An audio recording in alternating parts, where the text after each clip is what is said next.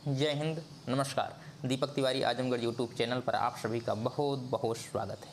आइए आज हम समझते हैं भारत का भूगोल, इंडियन जियोग्राफी के बारे में।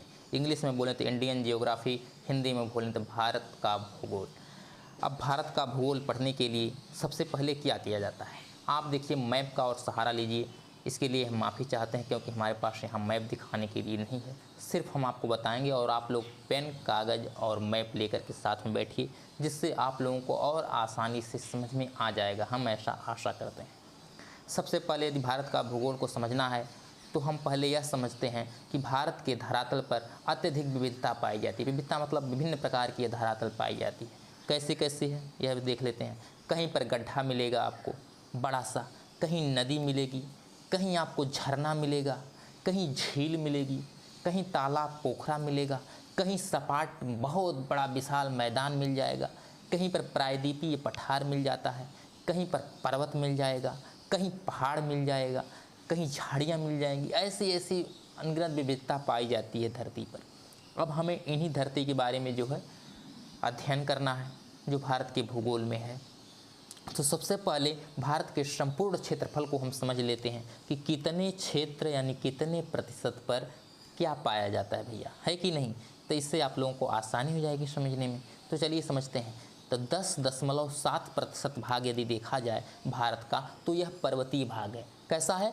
पर्वतीय भाग है। 10.7% भारत का ऐसा भाग है जो पर्वत है। इसके बाद देखा जाए तो 10.6% भाग क्या है? पहाड़ियाँ हैं। 10.7% भाग जो है यह पर्वत है और 10.6% भाग पहाड़ी है। इतना आप लोग क्लियर हो गया। चलिए तीसरा देख लेते हैं। तीसरा देखेंगे तो 27.7% भाग पठारी क्षेत्र है। कैसा है? पठार। पर्वत, पहाड़ी और पठार में अंतर होता है। यह आगे आपको बताएंगे कि कैसा अंतर होता है, इसमें क्या विविधता पाई जाती है। इसके अतिरिक्त चलते हैं। 43% भाग पर जो है मैदानी भाग पाया जाता है। भारत का विशाल मैदान है। यह देखेंगे मैदान कहाँ बनता है, तो नदियों द्वारा ही मैदान बनता है। नदियाँ जो पहाड़ों से चलती हैं तो अपने साथ गाज कचरा ला करके मैदानी भागों में बिछा देती हैं, तो मैदान बन जाता है उससे। जो मैदानी भाग है अधिकतर देखेंगे तो दो नदियों के बीच का जो दोआब क्षेत्र रहता है, तो वहाँ मैदान अधिक पाया जाता है। उस मैदान में अच्छी उपज भी होती है, जो हम मिट्टियों के बारे में आपको बता चुके हैं। आप नीचे की वीडियो में देखेंगे तो उसमें मिट्टियों के बारे में बताए हैं। तो जलोढ़ मिट्टी जो होती है उसके बारे में अधिक जानकारी दे चुके हैं आप लोगों को। इसके बाद देखा जाए तो भारत को निम्नलिखित 5 भागों में डिवाइड करके पढ़ा जाता है। सबसे पहले भारत को हम 5 भागों में डिवाइड करते हैं। कैसे कैसे देख लेते हैं। उत्तर का पर्वतीय क्षेत्र, जो हिमालय पर्वत है उत्तर में, उसे हम अलग पढ़ेंगे, अलग टॉपिक में देख लेंगे उत्तर का पर्वतीय क्षेत्र। इसके बाद देखेंगे तो उत्तर भारत का विशाल मैदान के बारे में समझ लेंगे। अब मैदान भी बहुत बड़ा है, देखेंगे अब तो हरियाणा पंजाब से शुरू होता है और ब्रह्मपुत्र नदी जो असम में पड़ती आती है, वहाँ भी मैदान, असम का मैदान बहुत बड़ा मैदान है, तो असम तक पड़ता है, ये भी मैदान ही है। इसके बाद देखेंगे तो हम प्रायद्वीपीय पठार। अब प्रायद्वीपीय किसे कहा जाता है, इसके बारे में भी जानकारी प्राप्त करेंगे। 3 तरफ से जल से जो भाग घिरा हो, कोई बड़ा भाग है 3 तरफ से जल से घिरा, तो उसे प्रायद्वीपीय बोलते हैं। इसीलिए हम भारत को प्रायद्वीपीय भारत भी कह देते हैं। प्रायद्वीपीय भारत भी कह देते हैं। क्यों? क्योंकि एक तरफ हिंद महासागर नीचे की तरफ, और पूर्व की तरफ देखेंगे तो बंगाल की खाड़ी, और पश्चिम की तरफ देखेंगे तो अरब सागर है। इसलिए हम भारत को प्रायद्वीपीय भारत के नाम से भी जानते हैं। तो इसके बाद देखेंगे कुछ तटीय क्षेत्र हैं, तटीय क्षेत्र को भी पढ़ेंगे हम लोग।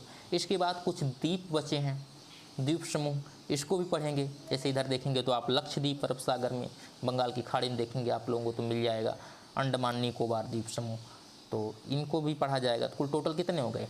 5 हो गए।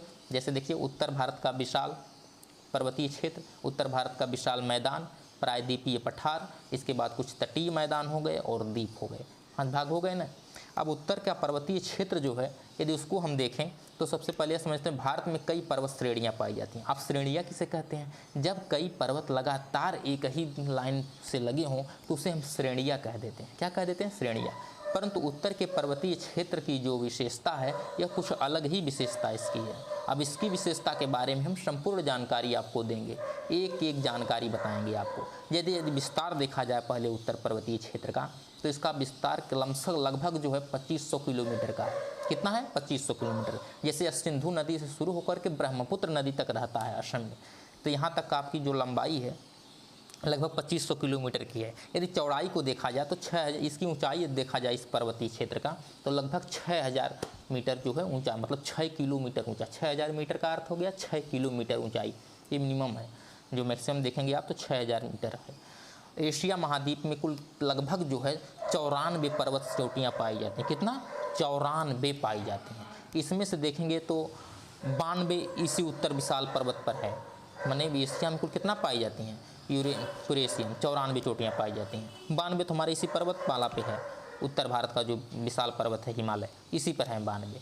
इसके अतिरिक्त देखेंगे तो पर्वतमाला का विस्तार 5 लाख वर्ग किलोमीटर में फैला हुआ है। कभी कभी पूछ भी देता है कि उत्तर पर्वतमाला का जो विस्तार क्षेत्र है वो कितने वर्ग मीटर में फैला, तो 5 लाख किलो वर्ग मीटर में फैला हुआ है। इसके बाद देखेंगे हम लोग तो हिमालय पर्वत क्षेत्र को 4 प्रमुख श्रेणियों में बांट देते हैं। श्रेणियां बताए थे आपको ना, तो श्रेणियों में बांट देते हैं। कौन कौन? जैसे देखेंगे आप तो ट्रांस हिमालय, ट्रांस हिमालय को हम पार हिमालय कह देते हैं, क्योंकि इधर से आप खड़े होंगे ना तो वह उस साइड होगा। जैसे जम्मू कश्मीर के उस साइड है लद्दाख वाले क्षेत्र में, तो वो पहले ही बन गया था, तो उसे हम ट्रांस हिमालय कह देते हैं। इसके बाद आप आएंगे देखेंगे तो बृहद हिमालय मिलता है। क्या? बृहद हिमालय, इसे हम आंतरिक हिमालय भी कह देते हैं।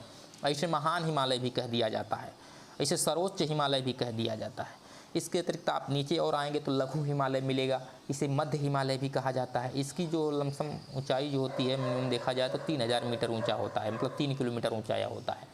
और सबसे जो नीचे आगे वाला हिमालय है, जैसे उत्तराखंड से आप स्टार्ट करेंगे आप हिमाचल प्रदेश से, तो इसे हम शिवालिक हिमालय के नाम से जानते हैं। इसे हम हिमालय की पदस्थली भी कहते हैं, क्योंकि इसी से हम शुरुआत करते हैं चढ़ना, तो इसलिए इसे हिमालय की पदस्थली कह देते हैं। हम विस्तृत जानकारी अगली वीडियो में देंगे, जिसे हम ट्रांस हिमालय कहते हैं। ट्रांस हिमालय के बारे में पूरी जानकारी देंगे और ट्रांस हिमालय में कितनी श्रेणियां पाई जाती हैं इनके बारे में, जैसे सियाचिन हो गया, ग्लेशियर हो गया, बाल्टोरो हो गया, बियाफो हो गया, हिस्पर हो गया, इन सब की जानकारी हम देंगे। और भारत का सबसे ऊंचा पर्वत कौन है इसके बारे में भी जानकारी देंगे अगली वीडियो में। मिलते हैं अगली वीडियो में, तब तक के लिए धन्यवाद।